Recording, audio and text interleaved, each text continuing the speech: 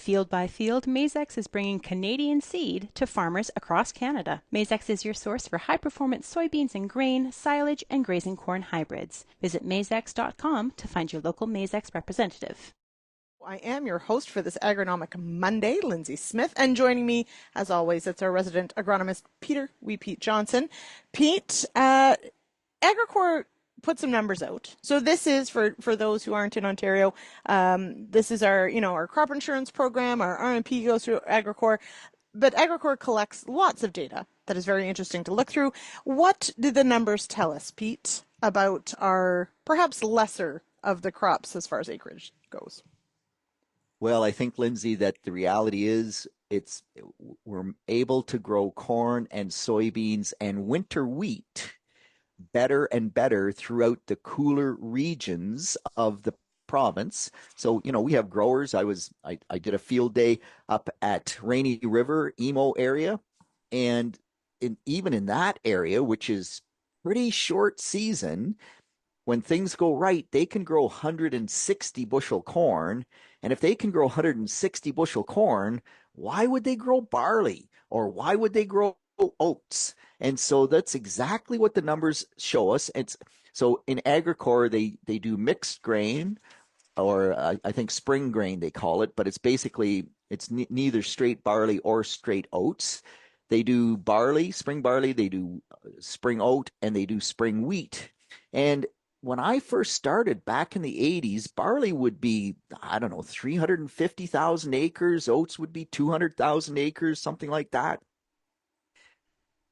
We have backed off so that Agricor's numbers, and I'm not exact, I'm not looking at the report, but it resonates, or it's an easy way to think about it. The spring grain, the mixed grain, was just over 10,000 acres. Barley was just over 20,000 acres. Oats were about 30,000 acres, and spring wheat was 40,000 acres. Wow. And what really kicked me in the teeth, because I'm kind of a cereals guy, is that canola had 50,000 acres. So that is spring and winter canola combined. Agricor does both of them in one.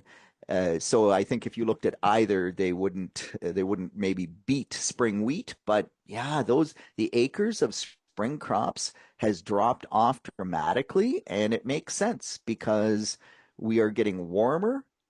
We are having milder winters, and winter wheat will out-yield spring wheat typically by 20%. If you can get winter wheat to survive, why wouldn't you grow winter wheat rather than spring wheat? And if you can get, as I said, 160 bushel corn instead of 80 bushel barley, I think you're growing corn, just the way it works. It's just the way it is. Okay, so along that line, though, in a few things are sort of working together here to increase the amount of cover crops that we certainly see in this province. So we'll harken back, of course, to your favorite, red clover. It's been around a long time. Farmers have been using it, but we do see, thankfully, more fall cover crops going in. But that always begs the question, how do I terminate said cover crops? And I have thoughts. But Pete, what questions are you getting about that? Because, of course, we are approaching that timing, or perhaps in the thick of it, if it would ever dry out here, of putting these cover crops in. Yeah, so before we get to the termination of cover crops, Lindsay, the big questions that I'm getting right now, and I think I've had about 15 calls on this in the last few days, is growers are looking at, so typically most growers will harvest the winter wheat and they won't plant the cover crop immediately because as hard as we try, we always get windrows, or we get a fair bit of volunteer wheat out there. And if you try to plant the cover crop, the volunteer wheat at least behind the combine, it will just smother out the cover crop, and it just gets a little hard to manage. So most growers like to do a burn down, which makes perfect sense because likely in that wheat stubble there's some ragweed, there's some foxtail, there might be some perennial sow thistle. And a lot of growers say, let's not let that go to seed. And Wheat Pete is on board, baby. I have a real vendetta against weeds, and the more you let them go to seed, the more you're going to have to fight them. So making sure before you plant the cover crop, you start clean is incredibly important. But then the growers say to me, okay, Pete, so I'm going to throw in some phacelia with my oat crop, or some sunflowers, or some buckwheat. What do I use for a burn down? Because I also have glyphosate resistant fleabane that I want to control, or I have water hemp that I want to control. And man, that gets very, very challenging. So I've been having a discussion with Mike Cobra, Peter Sikkema, Darren Robinson, and for most weeds, you can just up the rate of glyphosate. If you want to get perennial sow thistle, it is rate responsive, so a little bit higher rate of glyphosate can do the job. But if you get into things like bigger lamb's quarters that are underneath that wheat canopy and they're starting to get close to setting seed, glyphosate can be pretty iffy on lamb's quarters. And of course, glyphosate resistant fleabane you miss entirely. And so then you kind of come back and say, what can I add? Well, Liberty was one suggestion. The big problem with Liberty is it'll do a good job as long as you spray it properly. Lots of water volume, heat of the day, make sure that you get great coverage. But the challenge is you can't mix it with glyphosate, or if you do, you get tremendous antagonism. So zero soil residual. Growers ask me about Aragon, but the challenge with Aragon is that it does have some soil residual. And so if you have any brassicas, any tillage radish in the mix, it gets pretty unlikely that will survive. And then you ask, well, what about 2,4-D ester or MCPA ester? And so out of those two, you would pick the 2,4-D ester, but we're not sure whether the phacelia would come through. And it will depend on how long you wait between application and actual planting of the cover crop. If you can give it 2 weeks, most things are probably okay. Don't incorporate because it needs the sun. It needs that UV light to actually break down. If you're going to run over it with some high-speed disc, don't do that until right before you plant. But there are any other mode of action added to the glyphosate just complicates what we can put into that mix. If it's just oats, it's no problem. But beyond that, man, it just is a bit of a challenge to sort out what is the best program.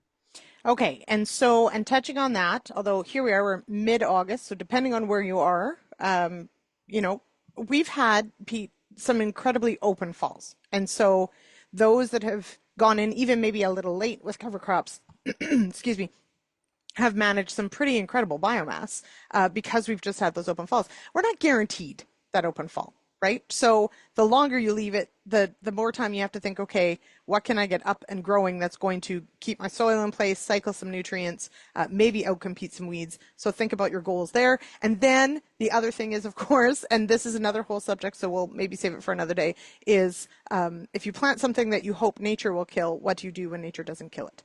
So, because that happens too. We've certainly had that issue in the spring with oats that overwintered, et cetera. So we'll talk about that. I just wanted, before we take another break and head to our last segment, you mentioned water hemp, Pete. This is a scary plant. It is not a good plant. And I'm here to tell everyone to air your dirty laundry. You found a water hemp plant in your cornfield. Shame on you, Peter. So the greater question, Lindsay, is how did it get there? But you're correct. I was actually checking pollination. We talked about pollination the first segment, right? I was checking the pollination in my corn hybrid plot, and I walked in and I was going across, and as I was walking out, I just happened to come across this pigweed looking plant that was 8 feet tall. Now the corn is 9 or 10 feet tall. It wasn't yet as tall as the corn, but it was well over my head. It hadn't started to set seed, but it was in the process of you could just see the flower buds just starting at the very apical tip of the plant. And you go, man, where did that come from?